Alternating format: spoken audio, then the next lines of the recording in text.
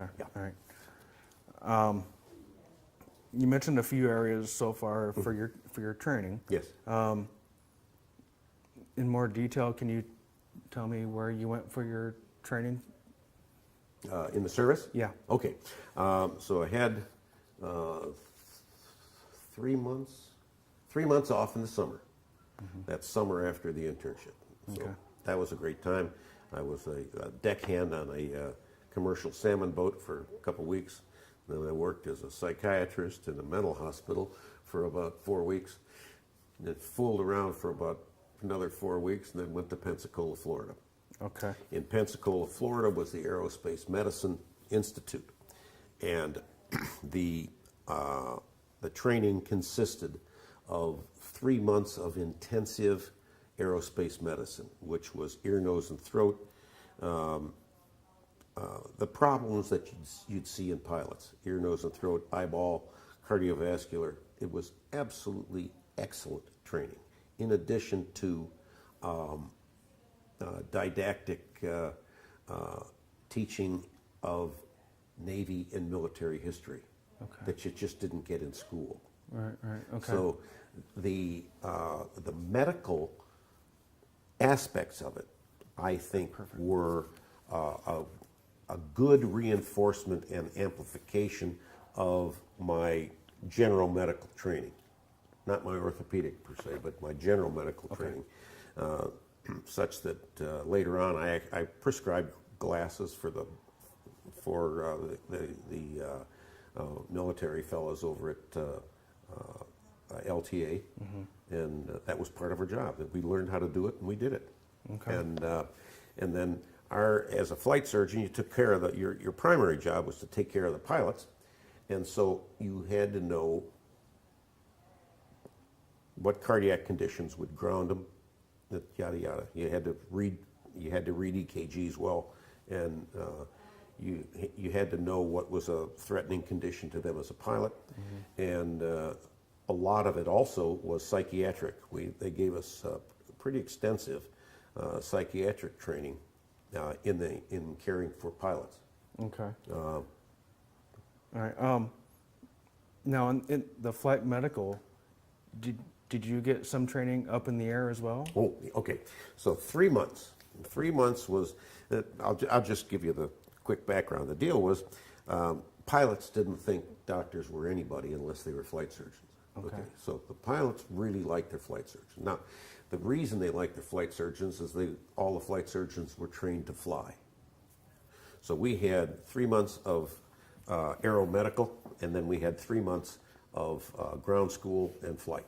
Okay. And if you passed everything, you got 19 hours of dual instruction that involved formation flying, all aspects of flying, aerobatics, yada yada. If you passed everything, you got to solo a Navy airplane. Okay. And What did you fly? a T-28.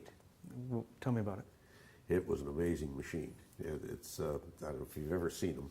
The T-28 was a monster aircraft, and normally they trained the flight surgeons in T-34s, which were basically a Beechcraft Bonanza with a straight tail and aerobatically stressed. But the T-28 was a fighter trainer and tandem, and it had a DC-3 engine in it.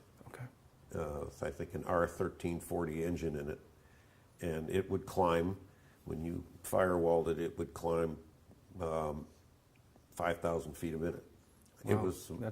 It was a machine. Yeah, it was. And anyway, it was a thrill to fly, and I think there were only 3 flight surgeon classes that flew the T-28s, and we were one of them. So, and it was. It was a very interesting educational experience. They had what they call program texts in their flight training, taking you through all of the steps of flying a carrier landing.